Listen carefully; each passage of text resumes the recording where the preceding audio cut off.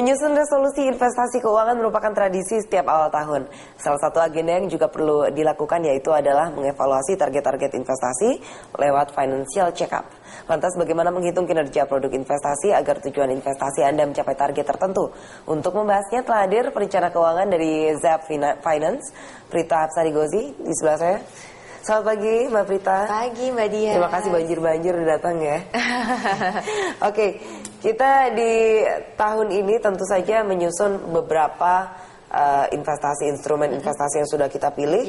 Ini pasti setelah dievaluasi ada 3 langkah nih dalam skala besarnya ya. Apakah dilepas, dipertahankan atau ditambah? Ya. Untuk bisa memonitoring instrumen yang sudah ada di portfolio kita, sebenarnya langkah-langkahnya seperti apa sih? Oke, jadi yang paling pertama adalah kita harus mendata dulu apa saja aset investasi yang kita miliki. Kemudian pada saat kita memiliki itu, apakah kita membelinya dengan cara lump sum itu sekaligus, atau kita membelinya dengan cara cost averaging, jadi mungkin membeli berkala setiap bulan.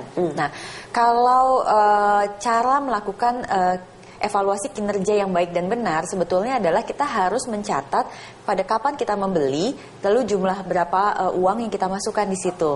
Nah, dari situ nanti kita baru bisa benar-benar menghitung berapakah return yang betul-betul kita peroleh. Karena gini, kalau kita hanya mengandalkan pada laporan kinerja dari perusahaan investasi, itu tidak berlaku umum. Itu berlakunya adalah misalnya dia ambil 1 Januari sampai dengan 31 Januari. Tetapi mungkin pada prakteknya kita sendiri secara pribadi memasukkan uang di tanggal tertentu. Nah, itu pasti hasilnya akan berbeda gitu dibandingkan kalau kita menggunakan acuan dari laporan investasi saja. Nah, jadi langkah kedua setelah mendata asetnya, kemudian yang kedua adalah kita harus menghitung dengan bantuan formula memang. Kalau menghitung sendiri agak susah ya. Jadi memang kita menggunakan bantuan formula dari kalkulator finansial, yaitu dengan beberapa rumus. Jadi memang agak teknis.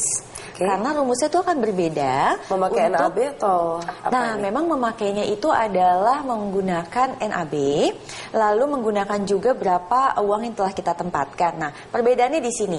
Kalau kita memasukkan uangnya hanya sekali saja, kemudian kita diamkan saja dananya. Nah, maka pada saat di akhir tahun kita mudah menghitungnya, hanya tinggal rumus sederhana, angka akhir, saldo akhir dikurangi saldo awal dibagi saldo awal, sudah ketahuan tuh returnnya berapa. Tapi kalau kita memasukkannya setiap bulan, maka rumus yang dipakai tidak bisa seperti itu, tetapi menggunakan rumus yang disebut internal rate of return. Nah, itu memang agak kompleks dan itu menggunakan kalkulator finansial. Nah, nanti hasilnya akan diambil secara rata-rata. Bisa nggak itu dilakukan oleh manajer investasi kita, atau memang harus kita hitung sendiri? Masalahnya gini, manajer investasi itu kan dia punya klien banyak sekali.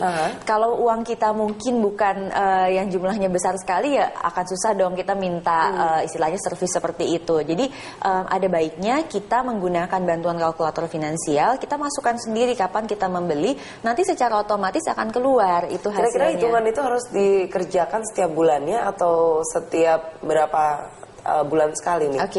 Kalau ditanya setiap berapa lama sekali, minimal 1 tahun sekali. Tetapi saya sarankan biasanya setiap per 3 bulan. Per 3 bulan ya. Kemudian untuk evaluasi itu berarti kalau kita lihat dalam 3 bulan itu tidak mencapai target dana asumsi, apa yang harus kita lakukan tuh Mbak? Kalau misalnya ternyata sudah mencapai waktunya, ternyata target dana tidak tercapai. Nah, berarti kita lihat ini penyebabnya apa. Biasanya kalau saya perhatikan ada 2 hal. Yang pertama itu dari internal, yaitu diri kita sendiri. Kitanya nggak disiplin, mungkin uangnya lupa dimasukkan, dan berbagai alasan lainnya. Atau faktor eksternal. Ini faktor eksternal ini mungkin kondisi dari si kinerja investasinya sendiri. Nah, sekarang pada saat ternyata penyebabnya eksternal, kita mesti bandingkan ini dia tetap di atas benchmark. Benchmark tuh kayak acuan kita yang secara umum, atau dia di bawahnya. Kalau misalnya semuanya turun, tapi turunnya secara rata-rata 10%, ini hanya turun 5%, berarti produk kita bagus.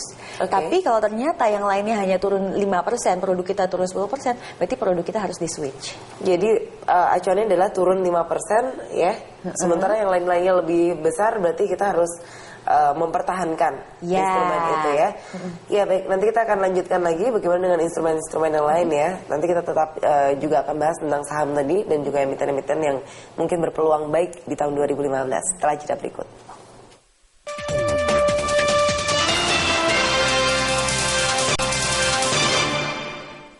Ya, kita juga harus memeriksa faktor-faktor eksternal karena sekarang juga kondisi di sekitar kita juga tidak terlalu baik mungkin ya, penuh ketidakpastian gitu kan, kondisi ekonomi, sosial dan juga politik. Nah, menyikapi hal tersebut, ketika tadi Mbak katakan turun 10%, sementara yang lain berada di kisaran 5% turunnya. Artinya harus dilepas. Betul. Nah, kita ganti dengan emiten, saham-saham emiten yang seperti apa? Nah, ini tergantung dari berapa lama lagi kita akan menggunakan uangnya. Kalau misalnya memang uangnya akan digunakan dalam jangka waktu yang masih sama, kira-kira, maksudnya gini loh, rentangnya tuh masih di atas 5 tahun. Berarti kita bisa ganti yang karakternya serupa. Tetapi kalau memang ternyata dengan berjalannya waktu, sekarang sisanya cuma tinggal 1 tahun atau 2 tahun lagi, memang kita harus mengganti dengan barang lain, produk investasi lain yang memang lebih kecil resikonya gitu. Nah, kita juga nggak bisa menutup mata dalam arti gini, kalau memang kita ternyata akan pakai dananya dalam waktu setahun lagi, maka kita tidak bisa ya udah gitu ya, kayak ya seperti robot gitu terus saja memasukkan dana kita di tempat yang sama. Memang kita padahal harus anjlok-anjlok terus. Betul. Jadi memang sebagai investor itu harus punya yang namanya titik untuk cut loss. Jadi sampai sebatas mana kita akan terus bertahan. Tapi kalau memang sudah di bawah itu, maka mau tidak mau kita harus cut loss. Oke, kalau obligasi bagaimana, Mbak? Nah, obligasi itu karakteristiknya, kalau yang obligasi retail itu kan hanya 3-4 tahun. Kalau obligasi yang sun biasa itu kan memang agak panjang ya. Nah, sekarang kalau untuk kebanyakan investor kan punyanya mungkin yang retail. Nah, kalau misalnya itu saya lebih sarankan untuk ditunggu saja. Ditunggu aja dan kita masukkan dana yang sama begitu ya. Kalau obligasi itu kan memang kita hanya bisa masukkan sekali. Kita nggak bisa memasukkan beberapa kali seperti reksadana gitu misalnya. Jadi memang tunggu saja sampai dia jatuh tempo, maka uang kita pun juga tidak akan turun nilainya. Oke, sekarang kalau untuk reksadana, ini kan kita rata-rata juga agak sulit untuk memilih ya.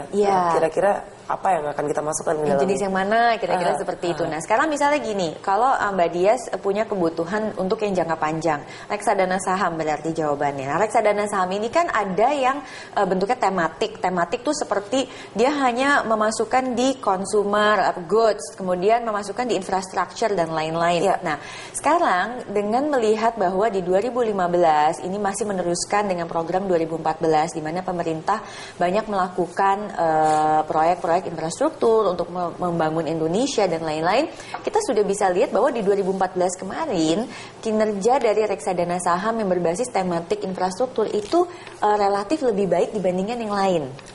Dan ini sepertinya masih akan berlanjut. Kenapa? Karena memang proyek-proyeknya itu terus digalakan gitu. Jadi untuk beberapa emiten seperti konstruksi, properti seperti itu juga masih bisa ya. Betul sekali. Ya, tadi kita sudah sampai langkah kedua kan ya. Setelah tadi membuat list ya kan, aset-aset apa saja, kemudian menghitung returnnya yang kita dapatkan. Nah, itu apa yang harus kita lakukan setelahnya? Yang langkah ketiga adalah mengambil keputusan. Ini yang paling sulit. Karena disinilah nilai tambah dari kalau seseorang juga menggunakan seorang konsultan. Jadi seorang konsultan itu harus bisa mampu memberitahu, oke, kalau memang hasilnya sekian, lalu apa? Kan sebetulnya itu yang paling penting.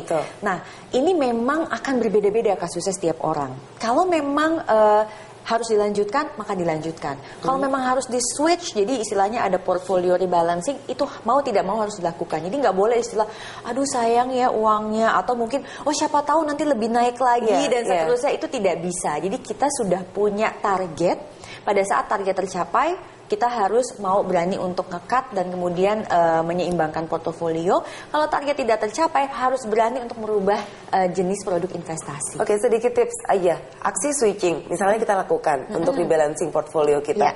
Seperti apa idealnya? Oke, idealnya dilakukan tidak dalam waktu yang bersamaan. Jadi ada baiknya kita kalau dana cukup besar tuh berapa sih? Itu biasanya saya bicara di angka di atas 100 juta rupiah. Nah, maka kita bisa melakukan redemption dan lain-lain itu misalnya 2 kali. Jadi nggak langsung sekaligus. Kalau misalnya dananya di bawah itu boleh sekaligus. Setelah diredeem, dialokasikan harus dialokasikan ke produk investasi yang memang lebih sesuai dengan target yang kita tuju. Untuk perlindungan nilai misalnya gitu ya. Jadi maksudnya supaya nilainya tidak lebih turun lagi. Sebagai contoh, kalau sekarang jelas deposito untuk 6 bulan, 3 bulan itu memang lebih baik ditempatkan di situ dibandingkan kalau kita misalnya tempatkan di saham lagi misalnya gitu. atau di saham lagi kan kira-kira gitu. Jadi memang kita harus berani untuk membuka mata. Kita harus lihat bahwa oke, saat ini kondisinya begini. Mungkin 3 tahun yang lalu deposito sangat tidak menarik untuk 3 bulan. Tapi faktanya sekarang ini lebih menarik dibandingkan ditempatkan di emas. Daripada emas yang walaupun lindung nilai tapi nilainya kurang lebih turun karena cuman akan dipakai 6 bulan lagi. Iya, baik. Terima kasih Mbak Prita Gozi sudah memberikan tips sedikit untuk bagaimana di-balancing portfolio. Pemirsa, membaiknya hubungan Amerika Serikat dengan Kuba membuat peningkatan kunjungan wisatawan yang datang ke Kuba meningkat. Informasinya saat lagi.